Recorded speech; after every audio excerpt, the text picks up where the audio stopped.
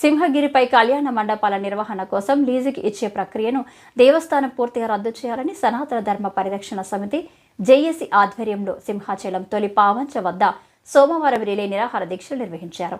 హిందూ దేవాలయాలను వ్యాపార సంస్థలుగా మార్చవద్దని కొన్ని రోజులుగా వినతులు వివిధ రకాల నిరసనలు చేపట్టినా ఇక్కడ సింహాచల దేవస్థానం అధికారులు కనీసం పట్టించుకోకపోవడంపై వారు మండిపడ్డారు.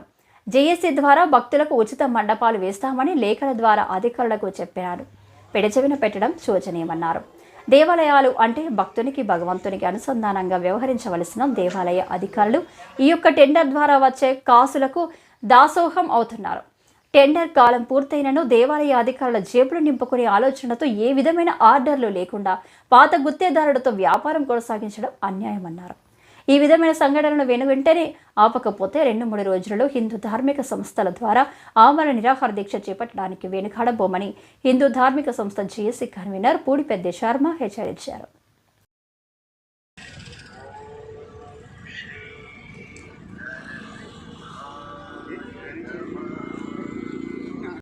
ఈ సింహాచల క్షేత్రంలో మునుపెన్నడూ లేనటువంటిది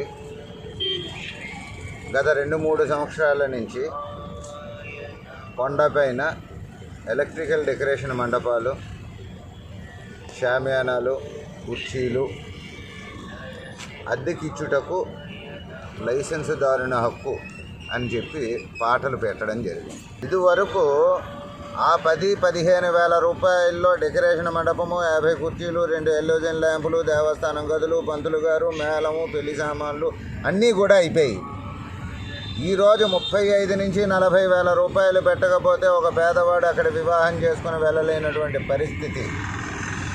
మేము ఎప్పటి నుంచో హిందూ ధార్మిక సంస్థలు చెప్తున్నాయి, అయ్యా పాటలు పెట్టొద్దు, పాటలు పెట్టడం వల్ల భక్తులకి ఇబ్బంది, భక్తులకి సదుపాయం కల్పించాలి, దేవాలయాల ఆదాయ వనరులుగా కాదు సేవా దృక్పథంతో నడిపించాలి అని చెబితే దేవాలయ సిబ్బంది కానీ అటు నుంచి ఎండోమెంట్ వాళ్ళు కానీ పట్టించుకోవడం లేదు. సరికదా మొన్న టెండర్ పిలిచినప్పుడే ఈ టెండర్ని నిలుపు చేయండి, మేము ఫ్రీగా మండపాలు ఇస్తాము, ఈ టెండర్ వల్ల ఇబ్బందులు ఉన్నాయి అని చెప్పి లెటర్లు ఇవ్వడం జరిగింది. హిందూ జేఏసీగా ఏర్పడి ఒక లెటరు గవర్నమెంట్ వాళ్ళకి అధికారులకు కానీ చెవులు వినబడడం లేదండి. ఇంత గగ్గోల పెడుతూ ఉన్నా సరే, ఏ కారణం చేత పాటలాగాయి అనేది లోకం అంతా తెలుసు. పాటలాగే ఏమండి, పాటలాగే ఏం చేస్తున్నారు అంటే మేము చైర్మన్ గారుకి పెట్టామండి ఫైలు, పాత కాంట్రాక్టర్ 6 నెలలు గడువు ఇమ్మనమన్నాడండి ఎక్స్ట్రా, ఆయనకి పాపం చాలా నష్టపోయాడట.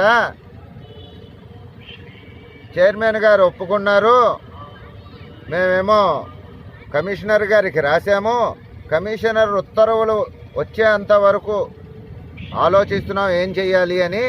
అందుకు 1 నెలల్లో ఆయనకి మేము లెటర్ ఇచ్చామండి అని చెప్పి ఆ సంబంధిత ఏఈఓ పిల్ల శ్రీనివాసరావు గారు చెప్పారు మాతో. సరే ఎప్పుడు ఇస్తారు స్వామి, నాకు ఆ లెటర్ కాపీ ఏమైనా ఇవ్వగలరా అంటే తప్పకుండా ఆఫీస్కి వచ్చి ఇస్తాను అన్నారు. సరే 10:30-11 ఆఫీస్కి వెళ్ళాను. లీజెస్ సెక్షన్కి వెళితే అక్కడ రమణమూర్తి ఏఈఓ గారు ఉన్నారు. అక్కడ లీజెస్ సెక్షన్లో ఉన్న వాళ్ళని అడిగాను, ఏమిటి అసలు పిల్ల శ్రీని గారు లేదు అన్నారు, రాలేదు అన్నారు. ఈలోపు రమణమూర్తి గారు కలగజేసుకొని ఏమిటి ఆ లెటర్ నీకెందుకు ఇవ్వాలి, నీకేం సంబంధం అని చెప్పి అడగడం మొదలెడుతున్నారు. ఇది ఎక్కడ వరకు సమంజసం అండి? ఈ దేవాలయాలకి తెలియవా భక్తులతో ఎవ్రీ మంత్ ప్రతి నెల ఒక మీటింగ్ పెట్టాలని? అసలు దేవాలయంలో ఏం చేస్తున్నారు, ఎలాగ చేస్తున్నారు, ఎంత ఆదాయం వచ్చింది, ఈ వివరాలన్నీ తెలియజేయవలసినటువంటి అవసరం భక్తులకి వాళ్ళ దేవాలయం వాళ్ళకి లేదా? అది పోయి మేము దేవాలయానికి వచ్చినటువంటి భక్తుల్ని నిర్లక్ష్యం చేస్తున్నటువంటి ఏఈఓల్ని ఏమనాలి? మీకు ఎందుకు ఇవ్వాలి, మా ఇష్టం, ఇస్తే ఇస్తాం అని అనడం ఎంతవరకు న్యాయం అండి? ఇది ఇలాగుంటే ఫ్రీగా వేస్తానన్న వాళ్ళకి అవకాశం ఇవ్వరు. వీళ్ళు కేవలం పాటల ద్వారా కేవలం భక్తుల్ని హింసించడమే వీళ్ళ పైన. ఏం ఫ్రీగా మేము రామ జన్మభూమిలో రాముల వారి ఆలయాన్ని మేము ఎక్కడ టికెట్లు పెట్టలేదే. అన్నదానం రోజు చేస్తున్నాం. కొన్ని వేల మంది లక్షల మంది నిత్యం దర్శనం చేసుకుంటున్నారు. ఇక్కడ దేవాలయాలకు ఏం పోయింది? డోనర్స్ రారా మా రామ జన్మభూమికి వచ్చినట్టు?